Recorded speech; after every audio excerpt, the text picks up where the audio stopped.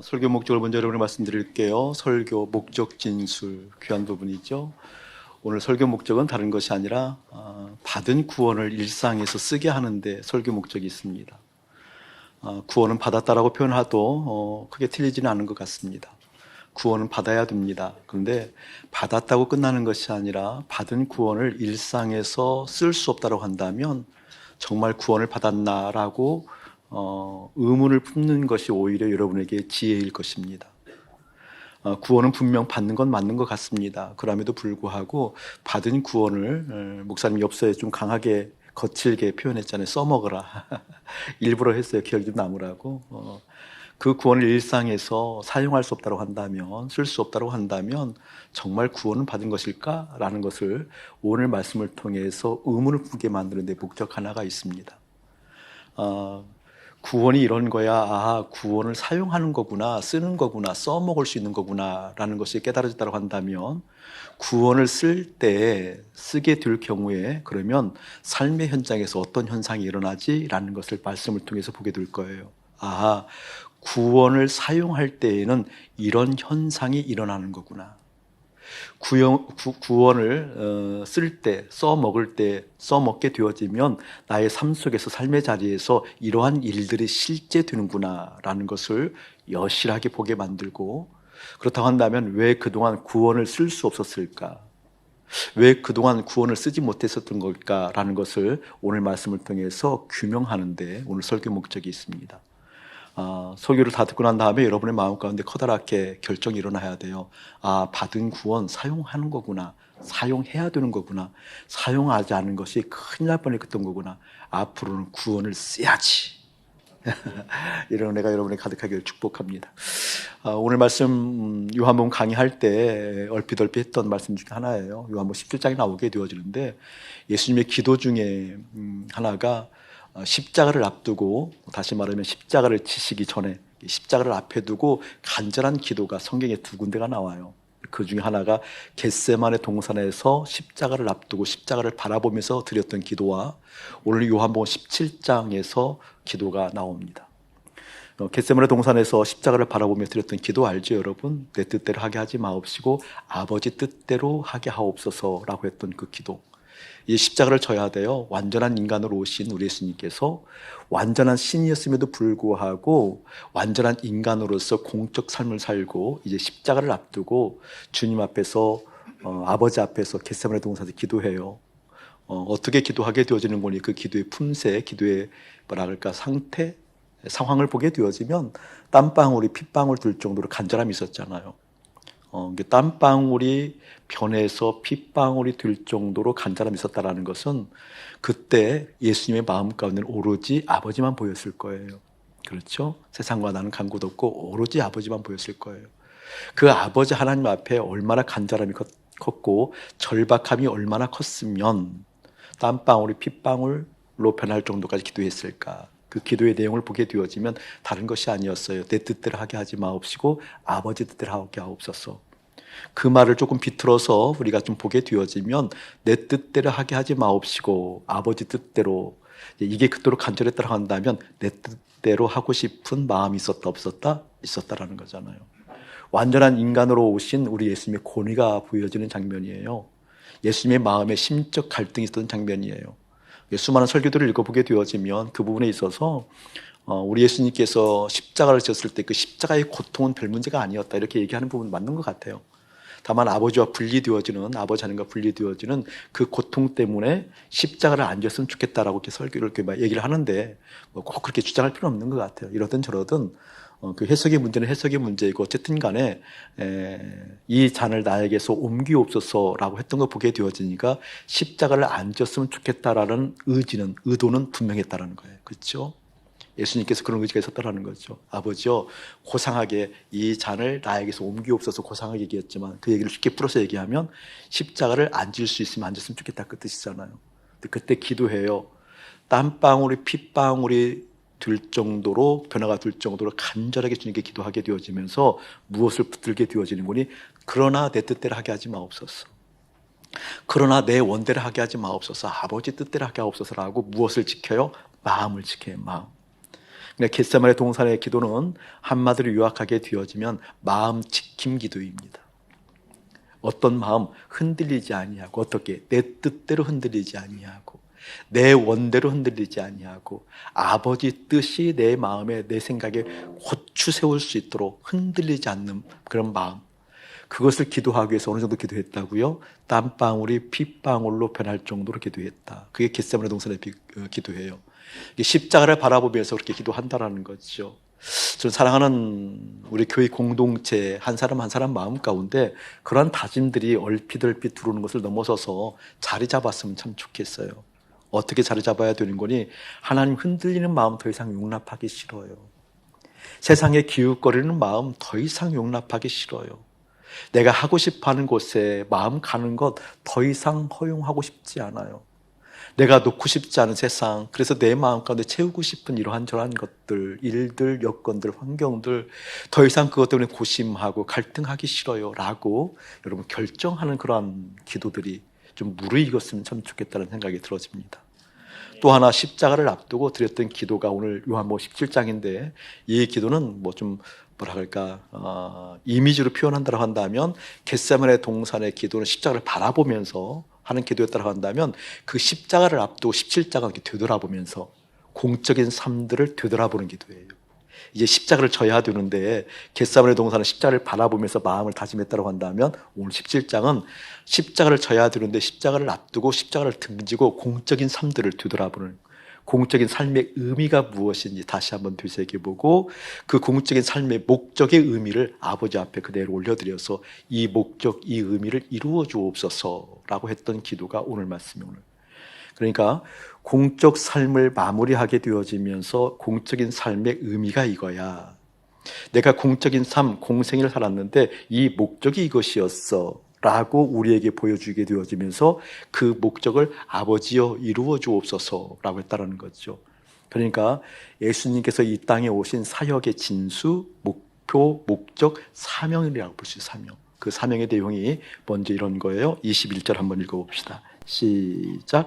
아버지여, 아버지께서 내 안에, 내가 아버지 안에 있는 것 같이 그들도 다 하나가 되어 우리 안에 있게 하사 세상으로 아버지께서 나를 보내신 것을 믿게 하옵소서. 눈으로 보고 계셔요? 아버지여, 아버지께서 내 안에, 내가 아버지 안에 있는 것 같이 그들도, 동그라미 쳐놓고요, 그들도 다 하나가 되어 줄거 놓고 우리 안에 있게 하사 그들도 우리 안에 있게 하사, 있게 하나 동그라미 쳐놓으세요. 있게 하사, 있게 하사 그들도 다 하나가 되어 우리 안에 있게 하사. 무엇을 지금 위해서 우리 예수님께서 이 땅에 오셨는 거니? 하나가 되게 하기 위해서 오셨다. 그 뜻이 하나가 되기 위해서. 예수님의 사명이 무엇인 거니? 하나가 되게 하기 위해서. 저를 보세요, 여러분. 이 하나가 된다는 개념이 이런 개념이에요. 예수님이 아버지와 하나 된 것처럼, 아버지가 예수님과 하나 되어진 것처럼, 예수님이 아버지로 충만했던 것처럼, 아버지가 예수님으로 충만했던 것처럼, 그래서 하나가 된 것처럼 우리도 그렇게 아버지 하나님과 당신 예수님과 하나가 되게 하기 위해서 이 땅에 왔다 그러는 겁니다. 그것 보고 믿음의 그것 보고 쉽게 얘기하면 구원의 내용이다 그런 뜻이에요.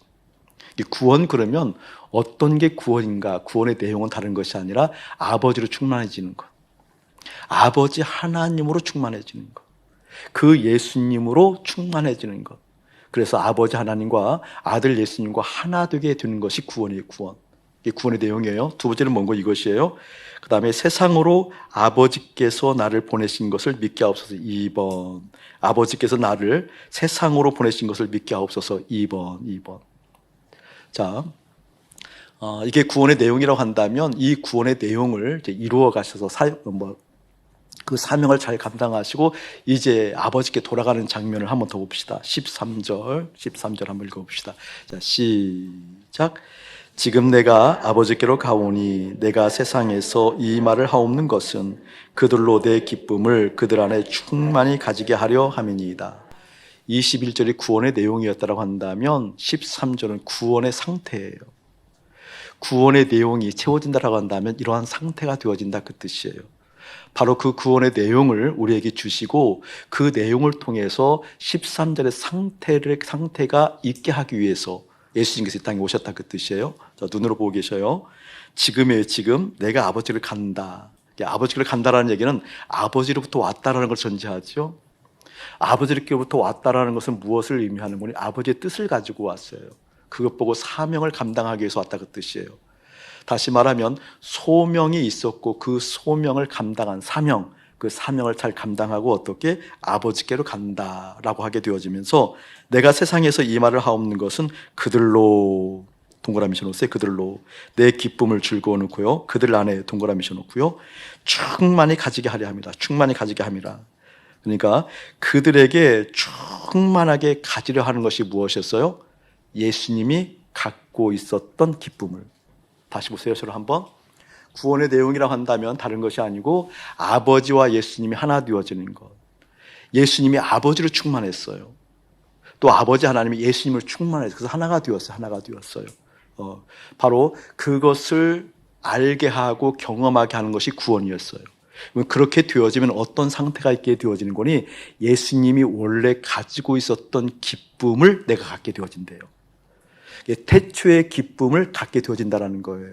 다시 한번 13절. 지금 내가 아버지께로 가오니 내가 세상에서 이 말을 하옵는 것은 그들로 내 기쁨을 그들 안에 충만히 가지게 하려 한다. 그냥 갖는 게 아니에요. 어떻게? 프레데스, 가득히 충만히. 충만하다는 의미가 무엇이라고 그랬어요, 여러분? 영광. 충만하다라는 것은 그것만 보이는 거예요. 무엇만 보이는 거예요? 예수님이 가지고 있었던 기쁨만 보이는 거예요. 근데 예수님이 가지고 있었던 그 기쁨은 어떤 기쁨이에요, 여러분? 태초의 기쁨이잖아요. 태초의 기쁨. 그러니까 구원의 상태라는 것은 무엇을 의미하는 거니? 태초에 예수님께서 가지고 계셨던 그 기쁨이 드러나는 것이 구원의 상태예요. 여기 있는 아침 목사가 목사의 직임을 감당하기 때문에 신앙의 고백을 언어로 고백했기 때문에 믿음이 있다, 구원받았다가 아니라, 여기 있는 아침 목사의 고백도 중요하겠지만 이 고백이 실제 되기 위해서는 아침 목사의 상태가 있어요. 상태. 그 상태는 무엇인 거니? 충만한 것들을 스스로 알아요. 어떤 것이 충만한 거예요? 태초에 주님께서 가지고 계셨던 그 기쁨이 나에게 충만한 거예요. 아멘. 그 상태로 여러분의 구원을 측정하기를 주의 이름으로 축복합니다. 자, 그것을 얘기하는 거예요, 지금. 그러니까 여러분, 구원이라는 것은 믿음으로 받잖아요. 믿음으로. 그러니까 믿음이 없으면 안 되는 거거든요. 믿음이 있는가 없는가는 굉장히 중요해요. 믿음이 있다는 것이 무엇을 의미하는 걸? 바로 이런 상태가 있다는 상태. 어떤 상태? 태초에 주님께서 가지고 계셨던 그 기쁨이 있다라는 거예요. 어떻게 있다? 충만하게 있다. 그것을 위해서 오셨고 그것을 감당하시고 어떻게 지금 아버지께로 간다, 그 뜻이에요. 자, 이제부터는 좀 정직할 필요가 있겠지요. 어떻게 정직해야 되는 거니? 나는 이 땅에 살고 있어요. 이 세상 속에 있어요. 그래서 이 세상 속에 있기 때문에 세상 속에 있는 이러한 일 저러한 일에 영향을 받게 되어져 있죠. 영향을 받게 되어지면서 부족할 때, 어려울 때, 힘들 때, 아프다, 어렵다, 곤란하다, 곤고하다, 너무나 힘이 들다 이렇게 표현하기도 하죠. 또 이러한 저러한 것이 만족되어지고 채워지면 기쁘다, 참 좋다, 행복하다 이렇게 표현할 수도 있겠지요. 그럼에도 불구하고 오늘 말씀 보게 되어지면 내가 이것 때문에 왔어, 아버지하고 충만하게 되어지면, 그렇게 아버지께서 보내신 나를 통해서 나와 충만하게 되어지면 너희들은 내가 태초부터 가지고 있었던 그 기쁨을 충만하게 될 거야 라는 말씀 보게 되어지니까, 우리가 얘기하는 세상의 조건과 여건에 의해서 기뻐지는 것들이 아니라 상관없이 이미 태초에 가지고 계셨던 예수님의 기쁨이 내 안에 있으므로 기뻐한다. 아멘. 기뻐한다. 근데 정직하게 이제 보자고요. 그런데 우리는 무엇으로 기쁘냐고요? 무엇으로 기뻐하려고 하냐고요? 무엇 때문에 그렇게 힘들어하고 어려워하냐고요? 무엇 때문에 그렇게 경쟁하며 아파하며 갈등하며, 그렇게 무엇 때문에 속이 상하며, 그렇게 무엇 때문에 우리의 신경들을 이곳저곳에 기웃거리며 쓰며, 이게 마음이 닳도록, 마음이 산만하도록, 마음이 사납도록, 마음이 시끄럽도록 온갖 내 인생의 존재 에너지를 다 쓰고 사냐고요? 여러분, 하나님 말씀으로 받아야 돼요. 오늘 예수님께서 이제 사명 마치고 가신 동안에 대제사장의 중보기도라고 일컬어지는 요한복음 17장, 십자가를 앞두고 공적인 삶들을 되돌아보면서 그 의미를 되새기면서 결정적으로 얘기하는 거예요. 이것 때문에 왔습니다. 주님, 아버지요, 이것 때문에 왔습니다. 이걸 확인해 주시고 꼭 확인해 주셔야 됩니다. 내가 아버지로 충만했던 것처럼 내 사랑하는 자녀들이 아버지와 충만하기를 원합니다. 아버지가 나로 충만했던 것처럼 내 사랑하는 자녀들이 나로 충만하기를 원합니다. 그래서 아버지가 나를 보내신 것을 믿게 하옵소서.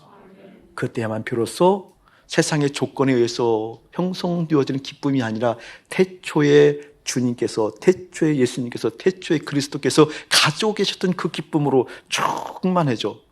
조건에 의해 사는 인생이 아니라, 환경에 의해서 뒤흔들린 인생이 아니라, 이 꿈이 채워져야 돼, 이 꿈을 이루어야 돼, 이 꿈을 이루는 것이 멋진 인생이야, 그리고 더불어 사는 보람 있는 인생이야 라는 것에 속지 아니하고, 주님께서 주신 사명이 무엇인지, 꿈이 무엇인지, 주님께서 계획하신 그 계획이 무엇인지 알아가며 기뻐하며 이루어가며 조건에 상관없는 절대 기쁨을 누리는 하나님의 사람이고 싶습니다. 이렇게 하지 않겠어요? 여러분에게 그 은혜가 이루어지기를 주님의 이름으로 축복합니다. 지금 그것을 얘기하고 있는 거죠. 다시 한번 정돈합니다. 다시 한번 반복합니다. 우리의 기쁨의 근거가 무엇이었는지, 우리의 기쁨을 어느 곳에서 찾으려고 했던 것인지, 도대체 무엇이 채워져야만 기쁘다라고 여겨서 그토록 땀 흘리며 에너지 쏟으며 그토록 선한 일이라고 되뇌이며 그토록 열심히 달려갔는지, 여러분 오늘 말씀을 통해서 꼭 확인하기를 다시 한번 주님을 축복합니다. 자, 좀 더 읽어볼게요. 14절 한번 읽어보세요. 시작. 내가 아버지의 말씀을 그들에게 주었사오매 세상이 그들을 미워하였사오니 이는 내가 세상에 속하지 아니함같이 그들도 세상에 속하지 아니함으로 인함이다. 자, 한번 보세요. 여러분 다시 한번 눈으로 보겠어요. 내가 아버지의 말씀을 그들에게 주었대요. 내가 동그라미 치고요, 말씀을 동그라미 치고요, 주었대요. 주님께서 말씀을 주었대요. 말씀을 누구에게 주었어요? 나에게 주었어요. 누구의 말씀을? 아버지의 말씀을 주었대요. 저를 보실래요? 말씀을 주었으면 말씀을 받았겠죠. 아버지의 말씀을 받았다는 것은 아버지의 뜻이 내 안에 깃든다는 거예요. 21절에 개인에게 보게 되면 어느 정도로 충만하게, 가득하게 주어졌다는 거죠. 하나님의 말씀이 내 안에 주어졌다는 것은 하나님의 뜻을 내가 분명히 안다라는 거잖아요. 하나님의 뜻이 내 뜻 되었다라는 거잖아요. 내 뜻이 되었기 때문에 내 의지가 아니라 하나님의 의지가 무엇인가 나를 통해서 역사한다는 것을 경험한다는 거죠. 이 말씀이 임했다는 것을 의미하는 거죠. 우리 예수님께서 아버지의 말씀을 주었대요. 우리는 말씀을 받았어요. 주님을 알아갈수록 아버지의 뜻이 내 삶 속에서 선명해져 가요. 그런데 문제는 무엇인가 그 뒤잖아요. 내가 아버지의 말씀을 그들에게 주었사오매 세상이 그들을 미워한대요. 아하, 아버지의 뜻이 임하면 세상이 미워하는구나. 여러분 그대로 받으세요. 왜 받으라고 자꾸 얘기하는 거니? 우리가 하나님의 말씀을 애써서 외면하는 것 같아요. 애써서 하나님의 말씀을 비틀어요. 내가 원하는 방향으로, 내가 좋아하는 방향으로, 내 감각으로 말씀을 비틀어요. 다시 비튼 것을 펴놓습니다. 다시 한번 얘기합니다. 아버지의 말씀을 그들에게 주었사오며 아버지의 말씀이 임하게 되어지면 어떤 일이 나게 되어지는 거니? 세상이 미워한대요. 자, 보세요 여러분. 이제 믿음의 빛깔을 좀 봐야 돼요. 저를 보셔야 돼요. 우리는 주님의 말씀을 구해요. 주님의 뜻을 구해요. 주님의 능력을 구해요. 주님께서 나와 함께하는 것을 그토록 고대하고 탄원하고 그리고 애타해요. 주님 함께 해야 돼요. 임마누엘 주님 기다려요. 주님 임마누엘 꼭 해주셔야 돼요. 주님이 어디를 가든지 나와 함께하는 거 내가 보여줘야 돼요. 얘기하잖아요. 왜 그럴까요? 세상 속에서 뭔가 잘 되길 원해서 그렇잖아요. 세상에서 무엇인가 잘 풀리길 원해서 그렇잖아요. 그리고 좋은 어떤 뜻도 세우잖아요. 그런 세상에 내가 좋은 선한 어떤 영향력을 끼쳐서 함께 더불어 살 수 있는 역할들을 만들어내고자 하는 그런 의지가 강하잖아요. 그러니까 주님 나와 함께 하셔서 뜻이 임해서 능력이 임해서 생각이 임해서 주님의 마음이 임해서 반듯하게 분별되어져서 세상 속에서 영향력이 되어지고 세상 속에서 더불어 함께 살 수 있는 하나님의 사람이고 싶다. 이런 의미잖아요. 이런 빛깔이잖아요. 그런데 뜻이 임하면 임할수록 세상이 싫어한다. 이게 성경이에요. 단순하게. 여러분 말씀을 비틀지 않기를 축복해요. 아멘. 말씀을 그대로 보는 연습하셔야 돼요. 계속해서 그래야 복음이 띄어져요. 그러면서 이렇게 얘기하는 거예요. 왜 세상이 미워하는 거니? 이는 내가 세상에 속하지 아니함같이 그들도 세상에 속하지 아니함으로 인함이니라. 아멘. 이제 그것은 뭐라 그럴까 좀 설명하지 않아도 같이 경험해가는 것 같아요. 목사님과 또 여러분과 함께 더불어서 사랑하는 교회가 경험하는 것이 무엇이 뭐니? 주님 마음을 알면 알수록 주님의 뜻이 임하면 임할수록 세상에 속하면 안 되는 것이구나. 내가 세상에서 1등 하는 것을 그토록 추구했고 세상의 가치 가운데 내가 있어서 세상을 1등을 하려고 하는 그 경향으로 계속 달려갔는데 세상에서 1등 해도 세상에 속한 것이었구나. 아하, 나는 세상에 속한 것이 아니라 주님께 속한다는 개념이 있는 거구나. 우리 주님 말씀하잖아요. 너희가 세상에서 환난을 당하나 담대하라. 내가 세상을 이기었노라.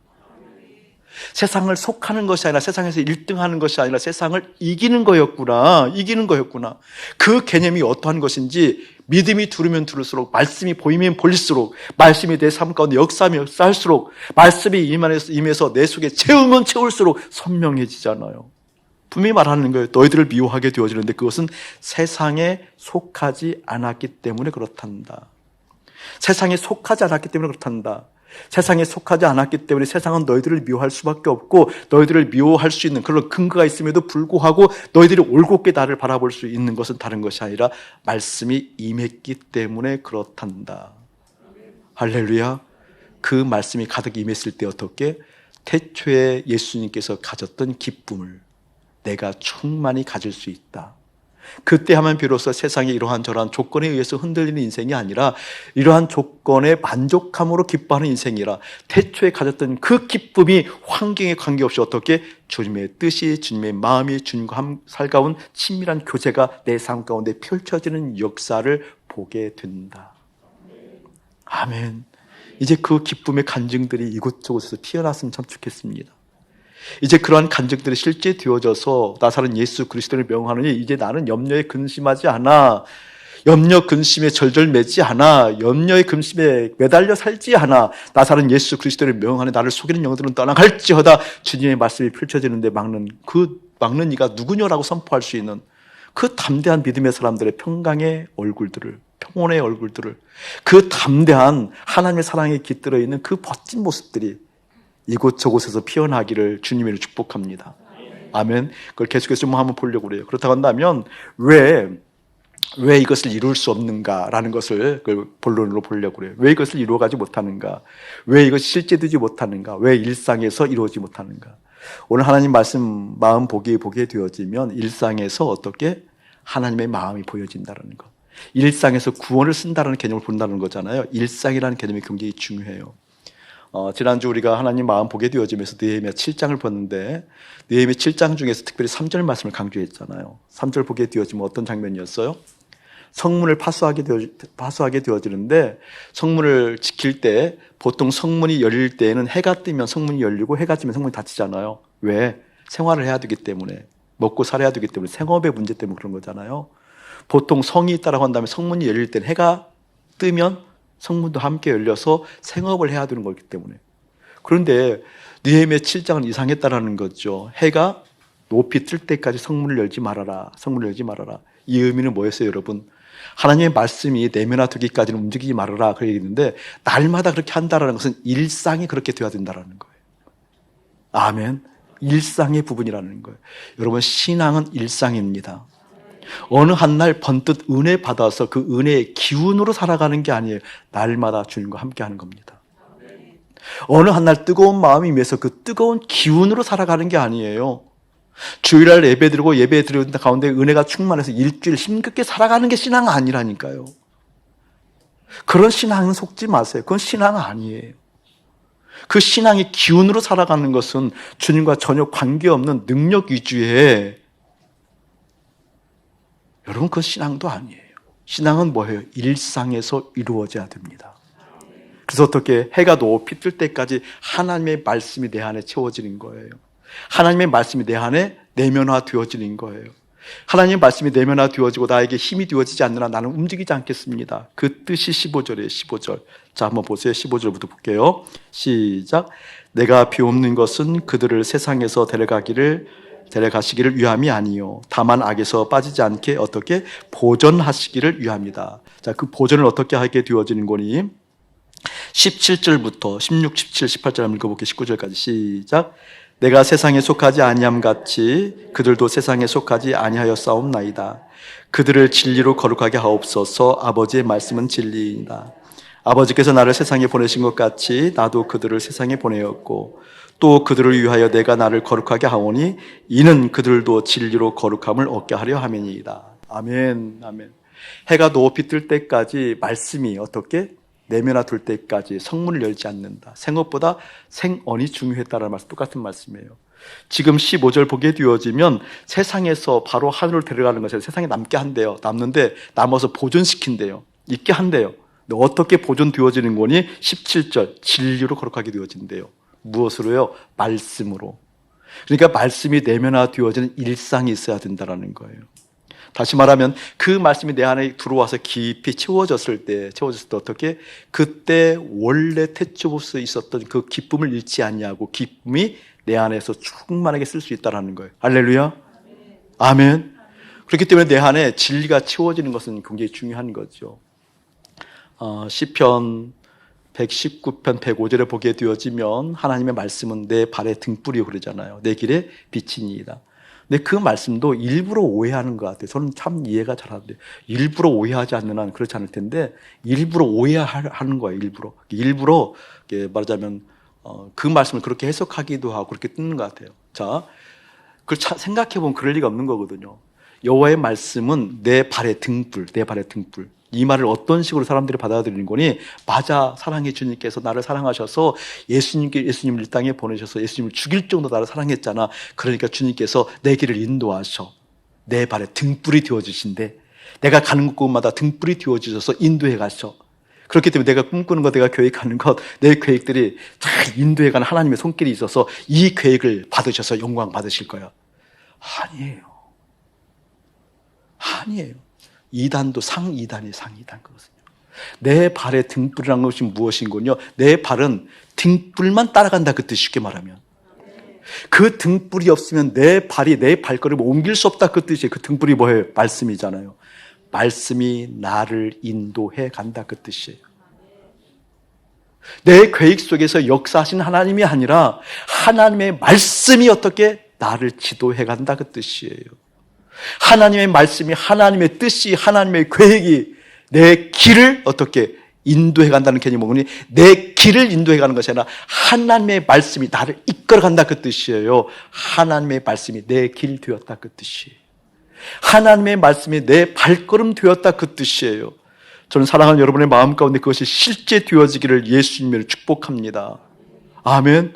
이 그러한 말씀이에요. 그러니까 일상에서 하나님의 말씀이 나를 채우고 일상에서 하나님의 말씀이 나를 이끌어갈 수 있도록 그 말씀이 내면화되어지는 하나님의 사람들이 믿음의 실력자예요.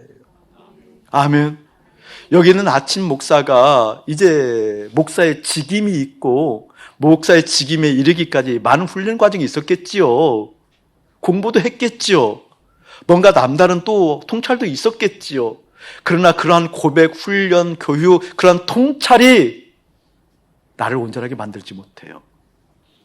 날마다 그 주님과 함께 그 말씀이 내면화되기 전까지는 결코 하나님의 사람으로 서 있는 목사가 될 수 없어요. 웅변으로 이야기합니다. 이제 여러분 그걸 깨닫고 있잖아요. 경험하고 있잖아요. 다른 것이 아니라 공적으로 주신 말씀은 반드시 쓰여진다. 왠 줄 아세요, 여러분? 이 세상이 만만치 않아요. 이 세상은 어떻게? 너희들은 세상에 속하면 안 돼 라고 주님 선포하고 있어요.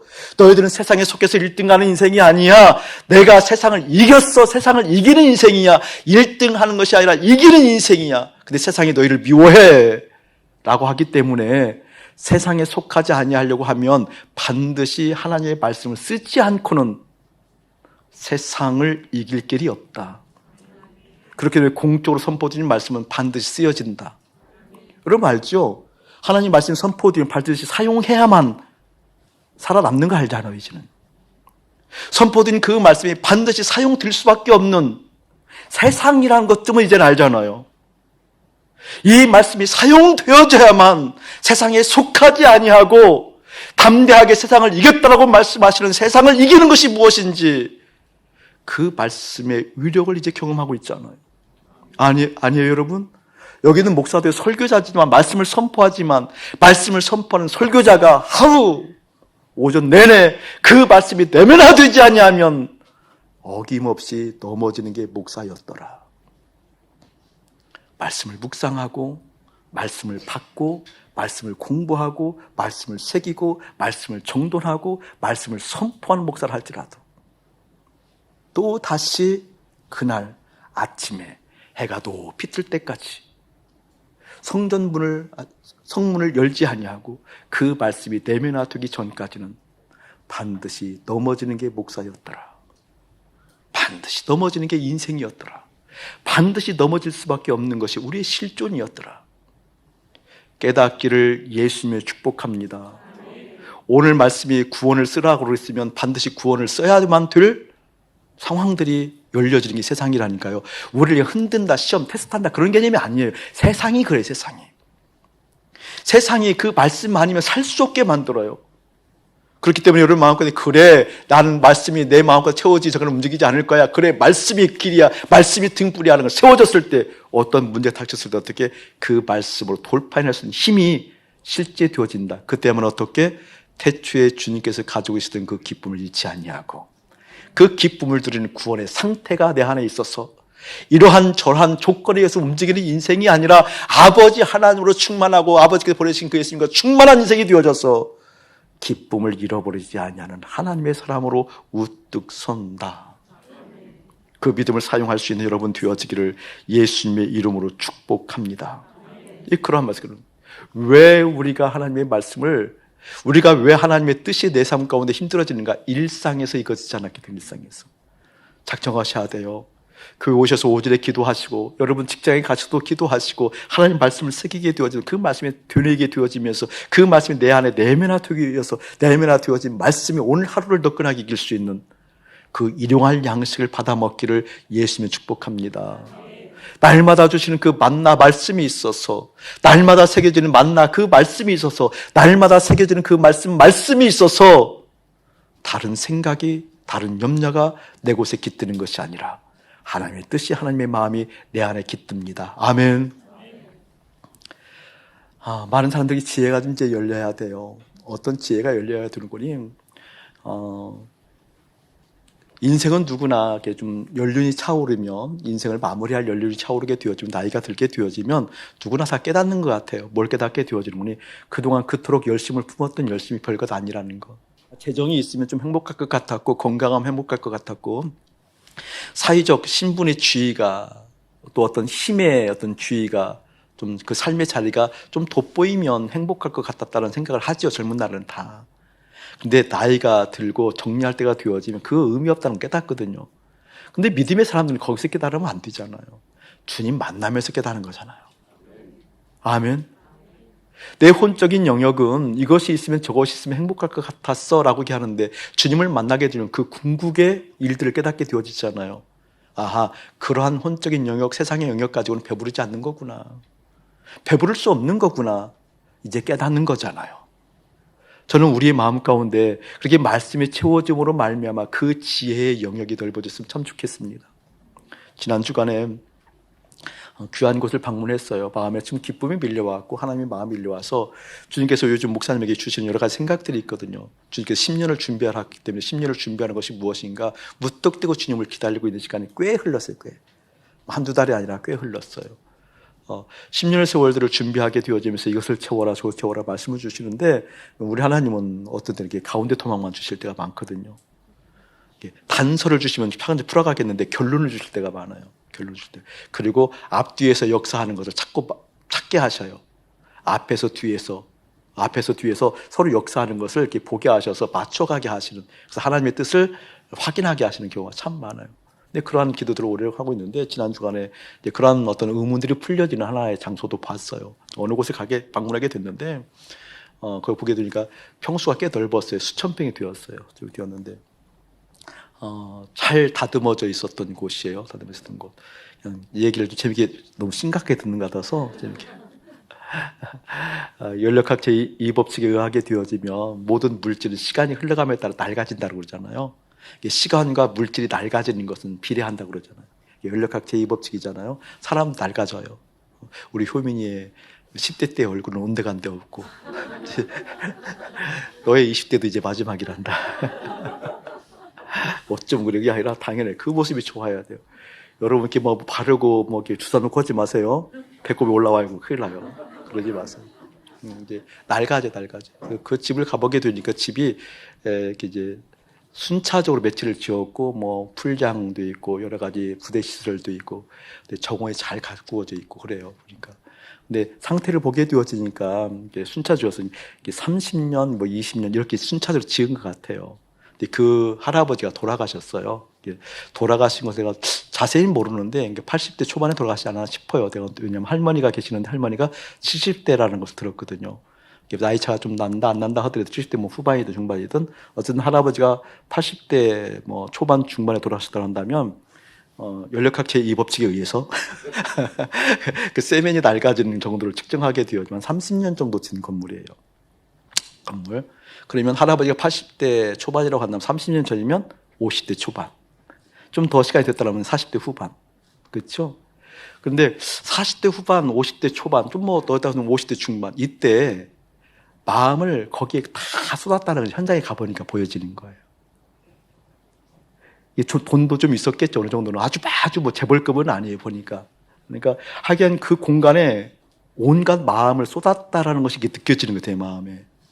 그리고 그 공간 가운데 많은 생각을 했다는 것이 느껴지는 거예요. 그 생각과 마음이 어떻게 느껴지는 거니? 여기에서 행복할 것 같은, 여기에서 뭔가 꿈을 이룰 것 같은, 여기에서 뭔가 에덴, 복음자리, 복음이 아니라고요? 복음자리. 어떤 그런 에덴의 자리가 되어질 것 같은, 되어질 것 같은 그런 마음가짐을 가지고 정돈했다는 모습이 보여지는 거예요. 참 더덥더라고요, 내 마음. 참 더덥더라고요. 인생이 그런 거야. 가치관 일행한데. 인생이 그런 거야. 우리나라의 대재벌, S재벌의 그 회장께서, 세상을 이렇게 떴잖아요. 떴을 때 해도 보게 되어지니까 80대 초반이더라고요. 80대 초반이라고요. 그것도 바로도 가지 못했잖아요. 몇 년 계셨잖아요. 그냥 인위적으로 계셨잖아요. 참 뭘까 그게? 그게 뭘까? 그게 뭘까? 여러분 나이 들면 그건 깨닫거든요. 자연적으로. 그 의미가 어떤 의미인지 깨닫거든요. 그래서 사랑하는 여러분들의 마음 가운데는 주님을 만남으로 말미암아 궁극의 실제 일들이라는 것은 이 세상에 나를 배부르게 하지 못한다. 이 세상에 나를 배부르게 할 수 없단다. 라는 것을 먼저 깨닫기를 주님으로 축복합니다. 그래서 목사님 다짐했어요. 주님께서 주신 그 생각이 명료하여서 아버지께서 주신 그 태초의 기쁨이 명료해서 그 태초의 기쁨을 유지할 수 있는 당신의 마음, 당신의 뜻, 당신의 말씀이 명료해서 그 말씀이 움직이는 교육되게 하시고 그 말씀이 사로잡는 하나님의 교육되게 하셔서 그때만 움직이게 하옵소서. 이 공간을 가꾸면 이 공간이 좀 더 뭔가 채워지면 조건이 이루어지게 되어지면 행복할 것 같아, 행복할 것 같아, 아니면 잘 될 것 같아, 뭔가 도움이 될 것 같아. 이런 하찮은 것에 속지 아니하고 당신의 말씀이 채워져서 당신의 말씀이 내 발에 등불 되게 하시고 당신의 말씀이 내 길에 빛 되게 하옵소서. 이 의미가 여러분에게 쉽게 깨어지길 예수님 축복합니다.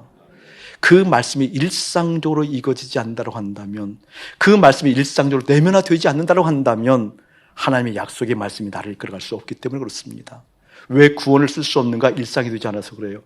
왜 구원을 쓸 수 없는가? 다시 말하면 아버지께서 보내신 예수님을, 다시 말하면 아버지의 뜻을, 다시 말하면 이 땅에 오셔서 아버지와 충만했던 그 예수님을 어떻게 하찮게 하기 때문에 그래요. 더 직접적으로 얘기할까요? 미워하기 때문에 그래요. 나는 미워한 적이 없는데 그걸 예를 들 거예요. 그 예가 다른 것이 아니라 지금 목사님 보고 왔다는 그 할아버지처럼 내 마음은 어디 있었다는 거예요? 세상에. 왜 그렇죠? 주님을 믿을 길이 없으니까, 믿을 수가 없으니까, 신뢰할 수 없으니까 그것을 미워한다는 개념으로 이제 풀으려고 하는 거예요. 성경에 보게 되어지면 지금부터 한 약 4,000년 전이죠. 4,000년 전으로 한번 거슬러 올라가 봅시다. 어느 시대가 나올까요? 지금과 같은 세상이 똑같이 펼쳐집니다. 소돔과 고모라. 소돔 땅이 펼쳐진 데가 4,000년 전이에요. 4,000년 전. 아, 지금과 유사하지요? 똑같죠. 절대 그럴 수 없다고요? 아니요. 여러분을 볼 때 절대 그렇습니다. 4,000년 전. 그때 우리 주님 말씀하셔요. 의인 10명이 없어서 망한다. 의인 10명이 없어서 망한다. 지금부터 2600년 전, 2700년 전이 에레미야 시대고 그리고 이사야 시대입니다. 에레미야 5장 1절 2절을 보게 되어지면 의인 한 사람이 없어서 망한다고 나와요. 의인 한 사람만 발견하게 되어지면 내가 여기를 멸망시키지 않겠다. 에레미야 5장. 에레미야 49장에 보게 되면 주님 아픈 마음이 나요. 이제 그때 보게 되면 대충 600에서 700년 후에 예수님 오시거든요. 그때가 한 2700년 전이니까 이사야 때거든. 이사야 때 어떤 예언을 하게 되니 예수님 당신 자신을 계시하는 장면이 나와요. 예수님이 이제 앞으로 700년 후에 예수님이 오신데 당신을 어떻게 계수하는 거니? 사명을 감당할 때, 이사야 49장 보게, 사명을 감당할 때, 사명을 감당하는 과정 가운데, 사명을 감당하는 수많은 일들 가운데 아픈 마음이 나오는데 어떻게 보니 있을 데 없는 짓 하는 것 같아, 쉽게 말하면. 헛수고하는 것 같아. 그 의미가 뭔지 아세요? 주님의 그 사명을 제대로 알아듣는 사람이 없었다. 미워했다, 그 뜻이 미워했다. 싫어했다, 그 뜻 싫어했다. 왜 구원을 쓸 수 없는가? 내 마음에 주님을 두기 싫어한다니까요. 요한복음 6장에 보게 되어지면 우리 예수님 왕 되게 해달라고 수많은 사람들이 예수님의 바지가랑에 붙들고 늘어지잖아요. 우리의 왕 되어 주세요. 우리를 경제적인 문제로부터 해결해 주세요. 이 경제적인 압박으로부터 해결해 주세요. 정치적인 압박으로부터 해결해 주세요. 우리를 로마로부터 해결해 주세요. 수만 명의 사람들이 모여들어서 예수님께 모여들면서 왕 되어달라고 그러잖아요. 왕 되어달라고. 예수님이 능력이 있었거든요. 해안이 있었거든요. 여러분, 오늘날 시대 보는 것 같지 않아요? 오늘날 시대의 경제 문제를 해결할 수 있는 사람이 누구야? 정치적인 혼란을 해결하고 화합할 수 있는 사람이 누구야? 경제 현장마다 그러한 사람을 찾고 있는 우리의 모습 보이지 않아요? 각 나라의 정치 상황 가운데 그러한 사람들을 보기 위해서 힘을 형성하고 조직을 형성하고 세력을 형성하는 그러한 사람들을 쫓아가는 모습 보이지 않아요, 여러분? 오늘날 시대 2600년 전이나 4000년 전이나 똑같아요. 그때 예수님 그걸 거절했을 때 예수님을 죽이려고 했던 사람들이 그 사람입니다. 예수님께 돌을 던졌던 사람들이 그 사람들입니다. 왜 그렇죠? 실상 예수님을 좋아하지 않았다. 그게 로마서 1장이에요. 하나님의 마음을, 하나님의 말씀을, 주의 뜻을, 주의 마음을 그들의 마음에 두기 싫어하며 그들이 원하는 대로 내버려 두사. 이게 로마서 1장 28절이에요. 망하는 건 나오세요. 망하는 거. 내 마음에 진정 무엇을 원하고 있는지, 내 마음에 소원하고 있는 것이 진짜 무엇인지, 그 꿈을 이룬다라고, 그 꿈의 역사가 이것이라고 그토록 선한 것에 애쓰고 있었던 마음의 그 본심이 어떠한 것이었는지, 주님의 이름으로 진정 보기를 주의 이름으로 축복합니다. 나 주님 바라봅니다. 나 주님 의지합니다. 지금 이 현장에서, 지금 이곳에서 우리 아버지 하나님으로 충만하여, 아버지께서 보내신 예수님으로 충만하여 예수님이 가지고 계셨던 태초의 그 기쁨이 내 생명에 근원 되게 하시고 에너지 되게 하셔서 오늘 그 말씀이 내 안에 충만히 내면화 되어져서 그 말씀이 이끌어가도록 당신을 사랑하며 사모하며 당신이 내 안에 깃들길 원합니다. 주님, 당신을 사랑할 수 없는 이 마음 고쳐주세요. 당신을 사랑하지 못하는 하나님, 이 죄로 진들어 무너진 내 마음 좀 고쳐주세요. 어쩜 그렇게 노력하지 않아도 찾아오는 세상에 이러한 저러한 일들이, 조건들의 환경들이 내 마음에 깃드는지 하나님, 내 마음 좀 고쳐주세요. 그 깊은 탄원과 그 깊은 주님과의 잇대어 있는 마음들이 한 주간 여러분의 심령 가운데 깊이 임하기를 주님의 이름으로 축원합니다. 하나님의 신실한 친구 된다라는 것, 정말 인격적 교제잖아요. 관용으로 만나는 것이 아니라 실제 교제잖아요. 실제 교제. 그 실제 교제가 자연스럽게 좀 표현할 수 있는 그 믿음의 실제 주님의 이름으로 축복합니다. 꼭 그게 경험되어져야만 해요. 여러분, 절박함 그러면 어떤 느낌이 있어요? 절실함, 절절함.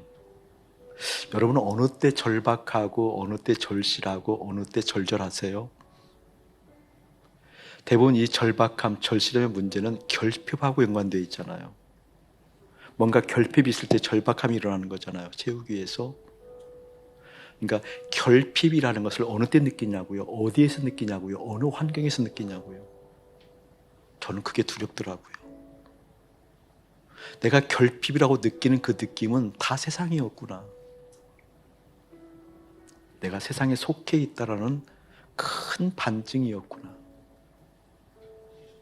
그 결핍에 대한 갭이 크면 클수록 더 절박함이 나오고 그 절박함 때문에 주님을 어르고 달래고 설득하고 떼쓰고 그러는 게 믿음은 아닌가라는 생각이 들더라고요. 여러분 어떠세요? 여러분 무엇을 절박하세요? 제가 마음을 고쳐 먹겠다라고 주님께 얘기했어요. 하나님, 나 주님의 결핍으로 절절하기를 원합니다. 나 주님의 그 결핍으로 절박하고 절절하기를 원합니다. 다른 무엇 때문에 속상해하는 인생이 아니라 주님의 결핍이 절절하여서, 그래서 해가 높이 뜰 때까지 당신의 말씀을 내면하고 내면해가는 과정 가운데 당신의 그 사랑이 느껴지지 않아서 절절하고 절박할 수 있도록 성전에 달려가고 주님 품으로 달려가겠습니다 라고 마음을 고쳐먹겠다고 그랬어요. 같이 함께 마음 고쳐먹길 축복해요. 먹자고요. 먹어야 돼요. 그래서 믿음을 쓸 수 있어야 돼요. 하나님 왜 이렇게 내 인생이 곤고한 것을 넘어서서 기부기력하지요? 왜 이렇게 생기가 일어나지 않는 거지요? 왜 이렇게 당위성만 남아있고 주님의 그 평강, 그 태초에 있었던 그 기쁨이 나를 이끌어가지 못하는 것이지요? 그 주님의 결핍으로 인한 그 절절함이 한 주간 여러분의 심령 가운데 깊이 일어나기를 예수님의 이름으로 축복합니다. 이제는 우리 주 예수 그리스도의 은혜와 우리 아버지 하나님의 극진하신 사랑하심과 성령 하나님의 감화감동 교통하심이 일상에서 구원을 써야 된단다라는 의미를 깨닫고, 예 주님, 주님으로 절절하겠습니다. 주님의 결핍은 견딜 수 없는 것입니다 라는 고백으로 주님께 다가가는 거룩한 백성들 가운데 이대로부터 영원 무궁토록 함께 할지어다. 아멘.